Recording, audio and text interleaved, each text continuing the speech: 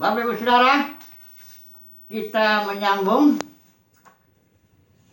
mengenai tema kita kemarin, gereja new normal, di mana kita percaya bahwa gereja new normal ini artinya gereja yang timbul setelah atau dalam masa COVID ini juga, ya. Dan Tuhan sudah percaya juga, Tuhan katakan, aku telah membuka pintu bagimu, ya, yang tidak dapat ditutup seorang pun. Kita sudah sharekan kemarin pintu itu. Yang pertama adalah pintu kairos, pintu kesempatan, ya. Kita sudah lihat contoh di mana orang buta itu mengambil kesempatan yang sangat bagus sekali. Ketika Yesus lewat, dia langsung berteriak. Berbeda dengan Yerusalem, ketika Yesus datang dengan menaiki keledai, Yerusalem menolak dan mengakibatkan luar biasa kehancuran baginya, ya. Dan kita share juga pintu yang kedua, yaitu pintu pelayanan Elia, air taman, ya, di mana hati Bapa akan dibikin berbalik kepada hati anak-anaknya dan hati anak-anak kepada bapak-bapaknya. Jadi melalui COVID ini, Bapak dan anak diluruskan lagi hubungannya itu. Kepemimpinan Bapak juga dipulihkan, baik secara jasmani dan rohani terutama, sehingga dia bisa pimpin keluarganya untuk beribadah kepada Tuhan.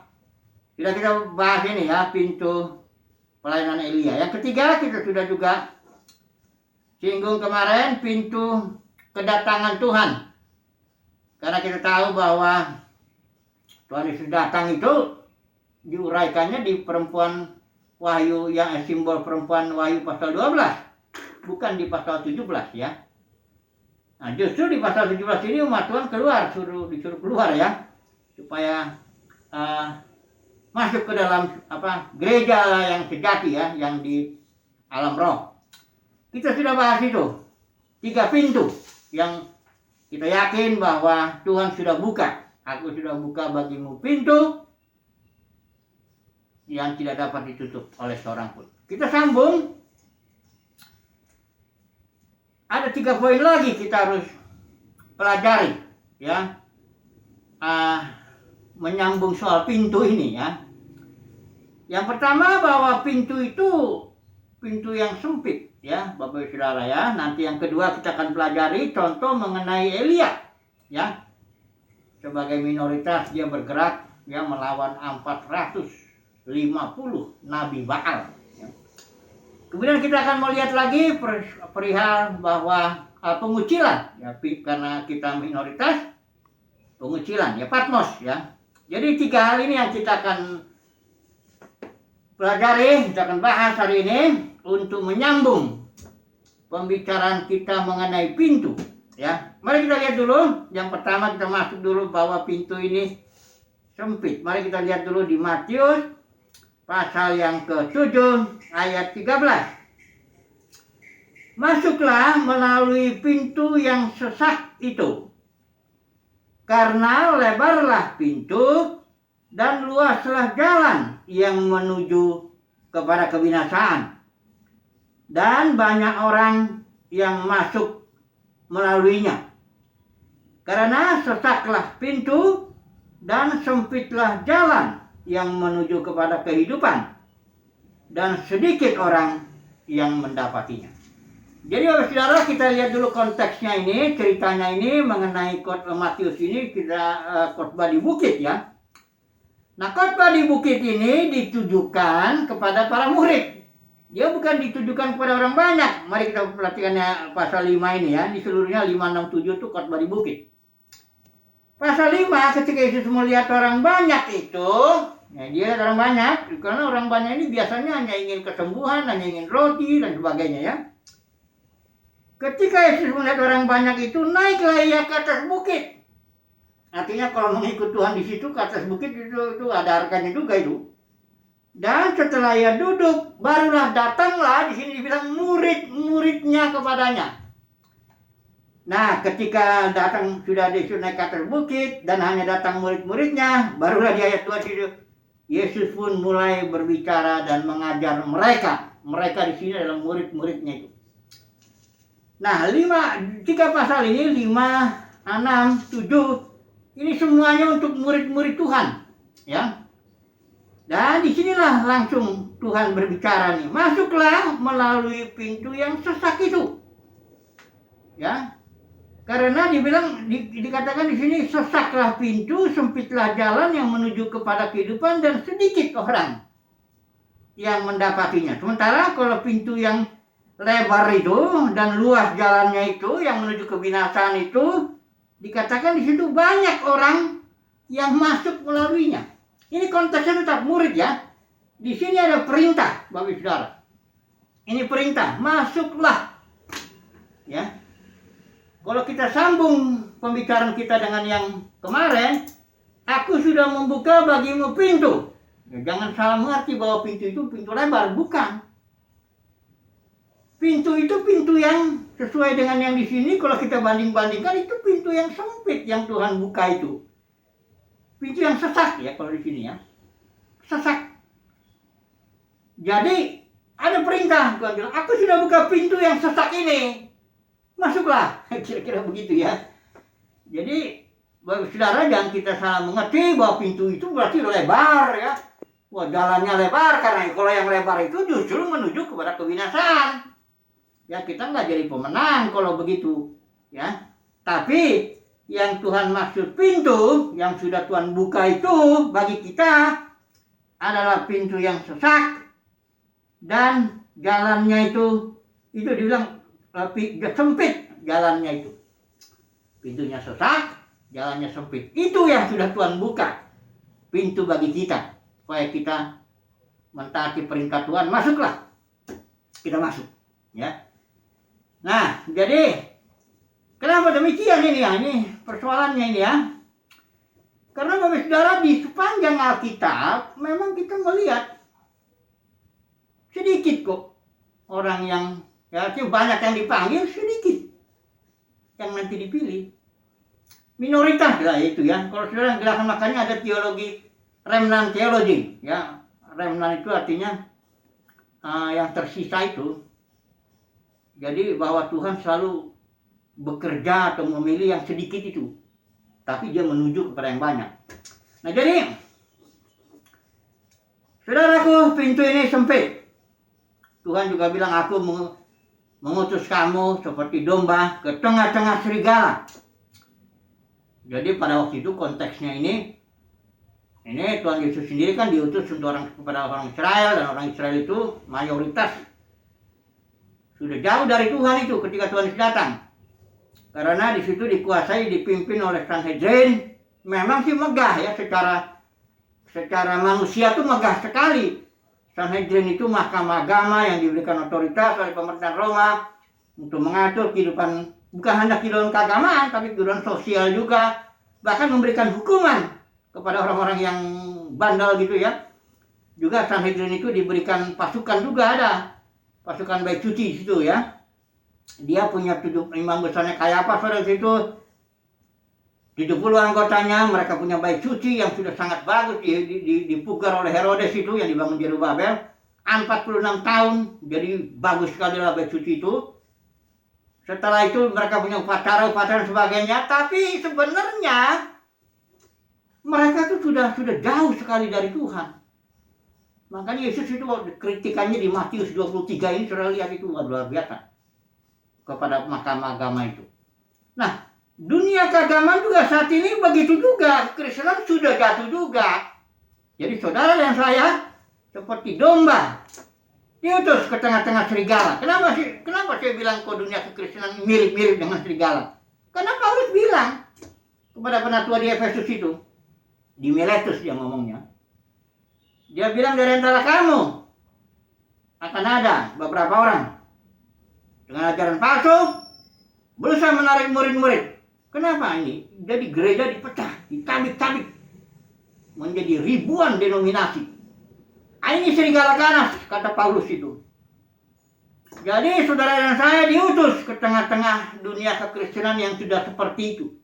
Sudah tertabik-tabik oleh para pemimpinnya yang mentabik-tabik ya. sudah apalah. Di sini kita diminta hendaklah kamu tulus. Tulus artinya kau berikanlah apa adanya tanpa minta apa-apapun. Berikanlah firman, kau dapat dari Tuhan gratis. Berikan itu gratis, jangan jual-jual. Kita nggak ada sesuatu yang bisa kita jual, karena semuanya datang dari Tuhan kok. Firman nggak kita jual, gratis semua. Siapa yang mau dengar, ya yang nggak mau dengar ya nggak apa-apa. Kita nggak jual buku, nggak jual apapun. Ya. Kita nggak punya apa-apa untuk dijual. Tuluslah memberikan. Ini artinya tulus. Ya. Yang kedua, tapi cerdik juga. Kadang-kadang kita sudah, jangan lemparkan mutiaramu kepada babi katanya. Nanti babi itu menyerang, menginjak-injak mutiaramu dan engkau diserang oleh babi itu. Jadi artinya kalau kita sampaikan sesuatu dan orang itu menyerang atau apa, ya kita tinggal ya. Jangan kita kebaskan debu lah istilahnya. Cerdik ya. Kalau ada orang bertanya, ya kalau memang dia betul-betul bertanya karena cinta kebenaran, ya kita meladeninya. Tapi kalau enggak, hanya mau bikin rusuh, ya kita kebaskan debu, pergi. Begitu. Pertama tulus, dalam arti memberi, tidak berharap apa-apa. Tapi juga cerdik. Kalau nanti orang itu enggak betul responnya, enggak mencintai kebenaran, ya kita harus mengelak.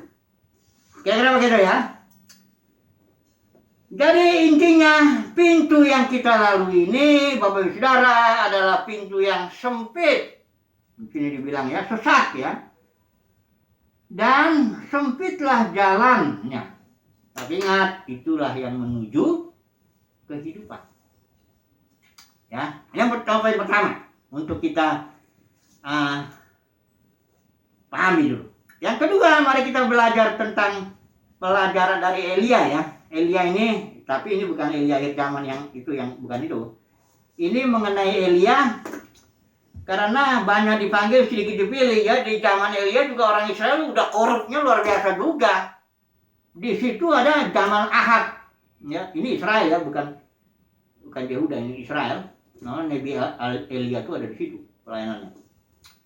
Itu Ahab itu punya juga Jezebel ini. Kita tahu itu di mana Jezebel itu. Jadi kondisi dan Ahab ini, Jezebel ini memelihara nabi-nabi palsu itu. Ada mejanya dia, meja Jezebel, meja istana itu memelihara nabi Baal itu aja ada 450.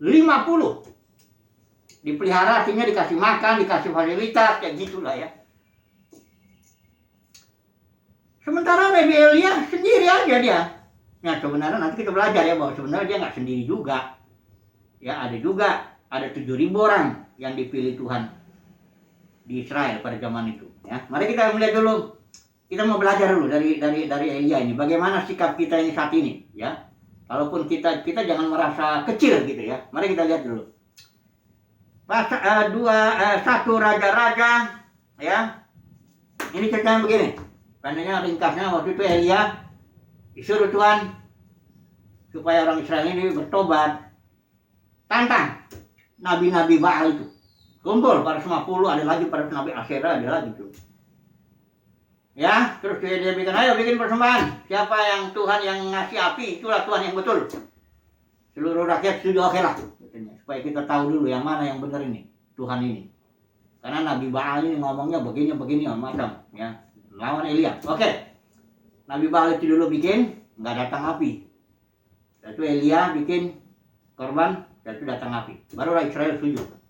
Nah Elia di sini merasa sangat kelihatan sangat sukacita kelewatan atau bagaimana, tiba-tiba Jezebel ini, namanya Jezebel ini seorang yang perempuan yang sangat berkemauan yang keras, ya, nggak gampang patah dia.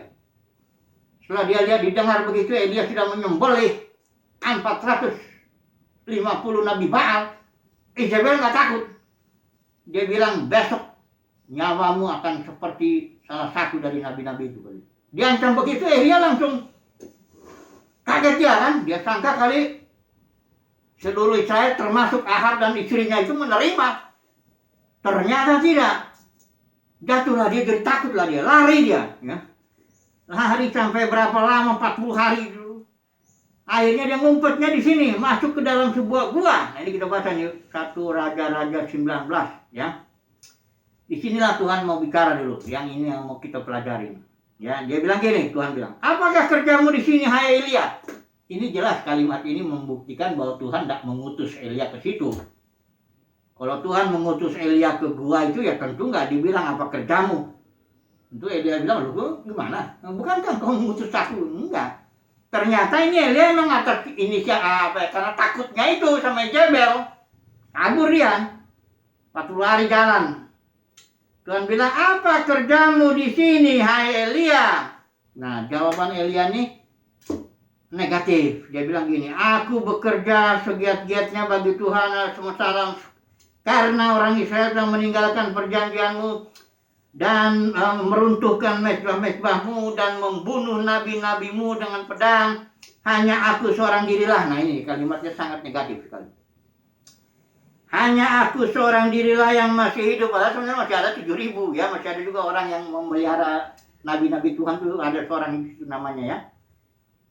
Dia bilang, aku sendirilah yang masih hidup dan mereka ingin mencabut nyawaku. Ya. Jadi jawaban Elia itu karena dia dikuasai oleh ketakutan, jawabannya negatif. Akhirnya Tuhan tidak nolak Elia, tapi mesti diganti jabatannya, ganti Elisa. Ya. Nah, apa yang kita pelajari, Bapak Saudara, dari pelajaran Elia ini? Yang pertama tentu kita harus paham bahwa kita ini minoritas. Ya. Di sepanjang perjanjian ini selalu nabi palsu itu lebih banyak daripada nabi yang sebenarnya.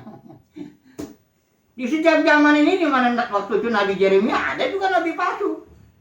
Ada Nabi Hananya atau beberapa lagi, lebih banyak. Ya.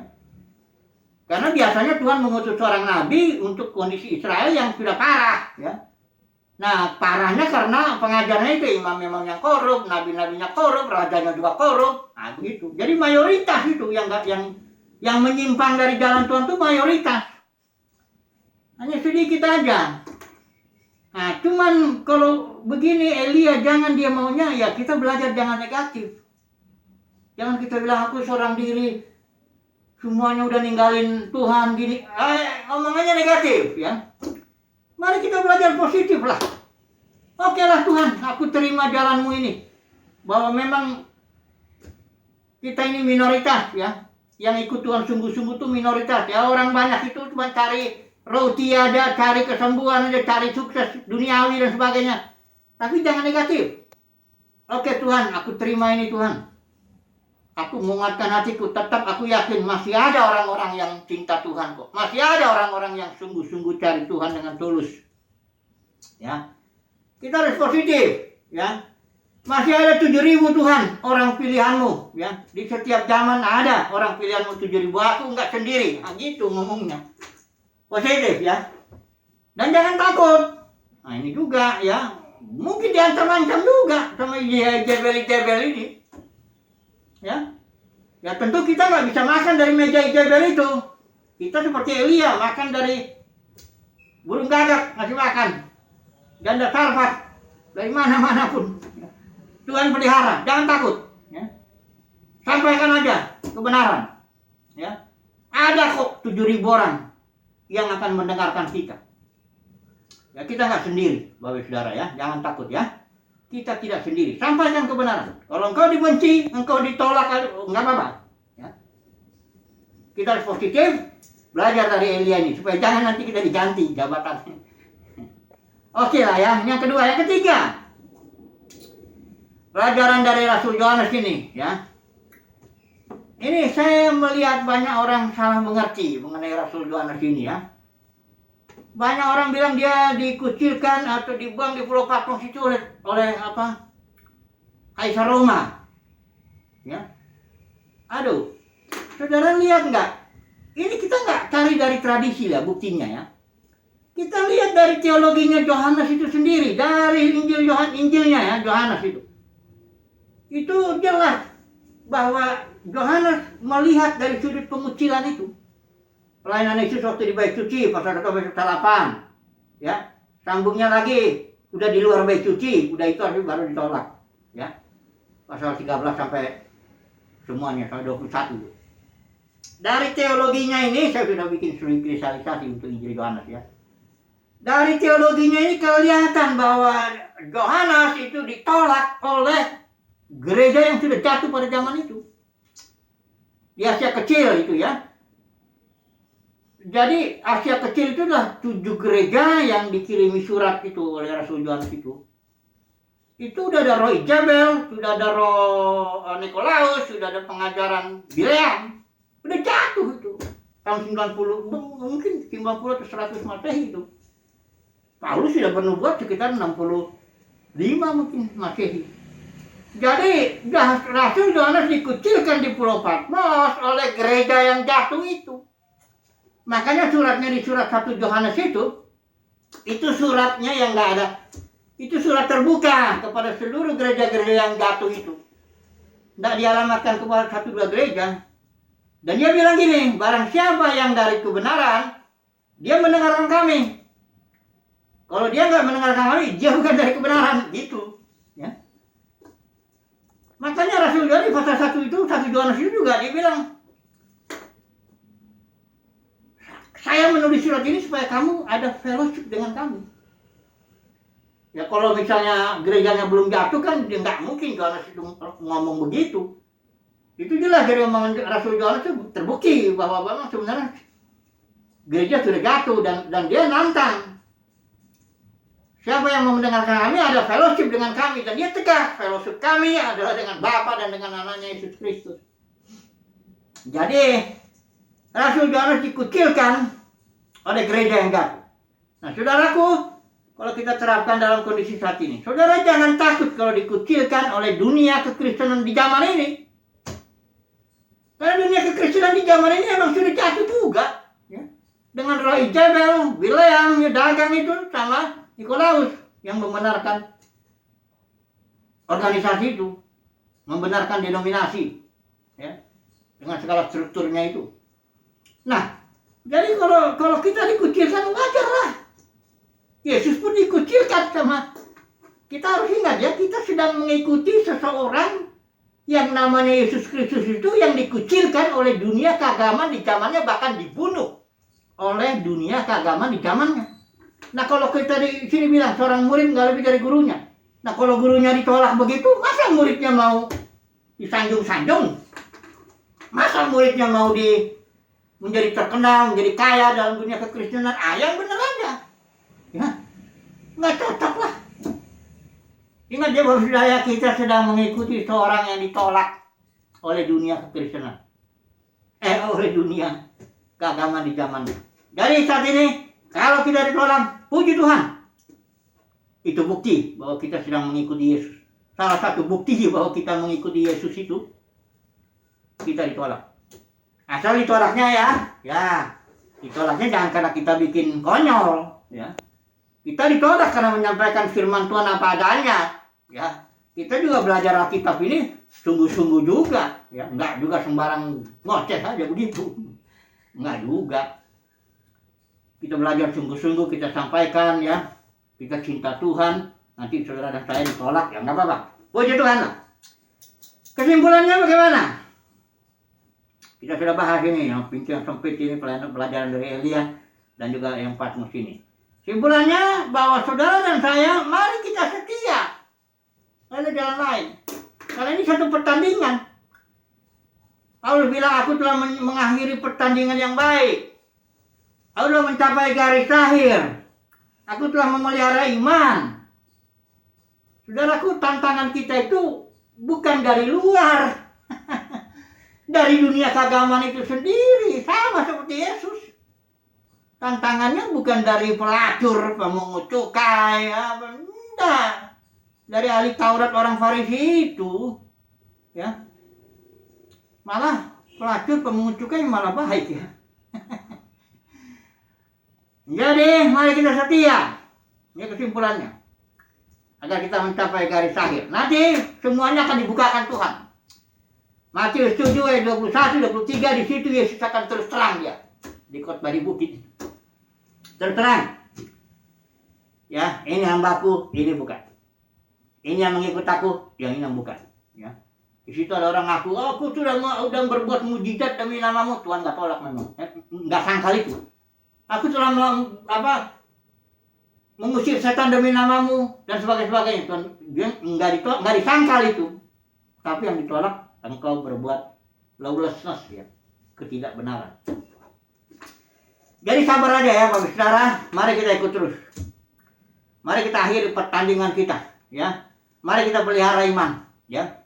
Mari kita juga di sini setia mencapai garis akhir. Nanti di situ semua orang menghadap pengadilan Kristus, di situ Tuhan Yesus akan terus terang mana hambanya, mana yang bukan. Kita merindukan kedatangan Tuhan karena kita juga ingin tahu ini kan. Tapi dalam hati ya tentu kita punya keyakinan iman. Tuhan beserta kita. Haleluya. Amin.